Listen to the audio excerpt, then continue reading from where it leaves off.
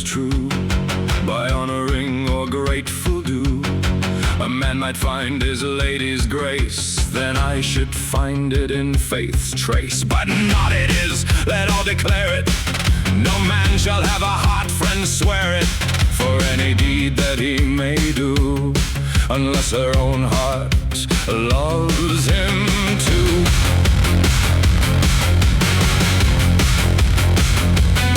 Not by my coming nor my flight, not by my staying nor my flight, can I from my lady aught obtain, save some small joy that fled amain, and left me not the toothache's merit, and joy that swift itself uproots hurts worse when once away it shoots than good it did at love's first flame. What great yawning, what great sighs, what heavy thoughts, what carking cries. I've suffered long from love's cruel game, and nothing prospers in her name. With her who drags this weary suit, henceforth she'll seem a wicked brute, unless she stoop to humble shame, and deign my prayers to hear and name.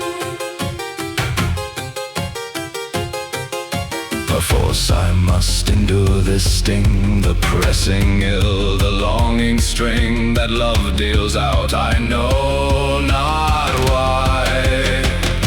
And since she cares not how I lie, I'll tell her by the ancient writ, my vase turned to tears from it.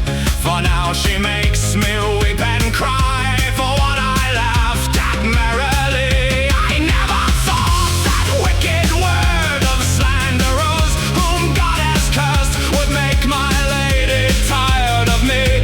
I'll say no more, but faithfully, there is no tongue of liars spurt among this farce and beggar dirt. I would not rather cut and hurt than kiss the tomb where God once stirred.